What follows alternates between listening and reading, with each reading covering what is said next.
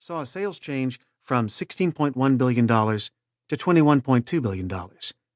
Annual sales growth rate was 7%. The change in profit went from $1.47 billion to $3.3 billion. Its annual profit growth rate was 22%. The operating margin change went from 14.1% to 23.7%. The stock price went from $55.33 to $72.30. Its stock price percent change was 32%, and the S&P 500% change was minus 12.8%.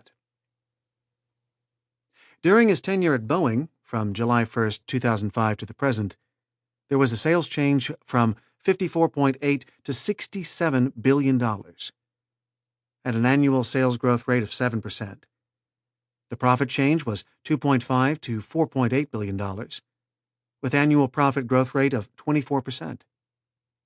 Operating margin change was 5.1 to 9.4%. The stock price change went from $64.68 to $73.95. So a stock price percent change of 14% and an S&P 500% change of 14%. How McNerney tackles 11 leadership challenges. Thanks to his broad general management experience, Jim McNerney has developed and tested his management techniques in many industries facing a range of challenges. In this book, we are going to look at 11 leadership challenges and how McNerney overcomes them. They are: 1. How does a leader unlock individual achievement? McNerney sets a goal of making each individual 15% better. Rather than hog all the attention, he develops leaders. He works with people to define the behaviors he expects in a leader. He opens the flow of communication up and down the line and removes barriers that inhibit cooperation. He removes people who inhibit the development of others to boost their own careers. McNerney's goal is to build a deep bench of leaders. 2. How can a leader spur groups to work together for the greater corporate good? Many organizations foster competition among different groups for scarce resources, such as capital and higher position on the corporate ladder. McNerney works with groups to find goals that spur them to cooperate rather than compete. He picks strategies to achieve these common goals and removes obstacles that keep groups from cooperating to implement the strategies. 3. How can a company pay its leaders to boost long-term value rather than short-term stock price?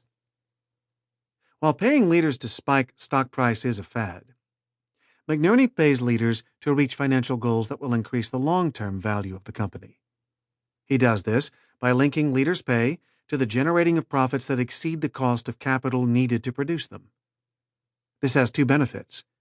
It focuses people on factors they can control, and it removes any incentive to manipulate investment spending to meet short-term profit targets.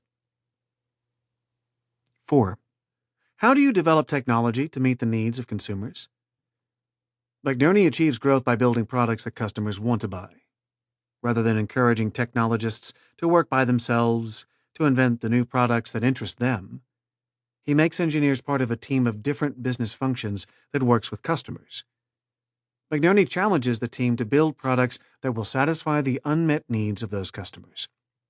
He kills development projects with weaker profit potential and uses the freed-up funds to ensure that the most promising projects can succeed.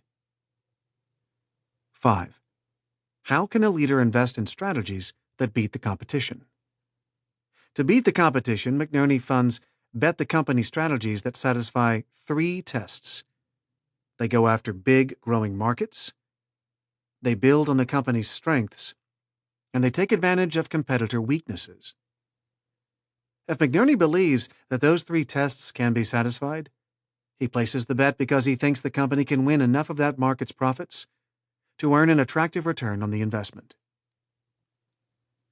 6. How much should a leader depend on acquisitions for growth? McNerney does not depend on acquisitions for growth.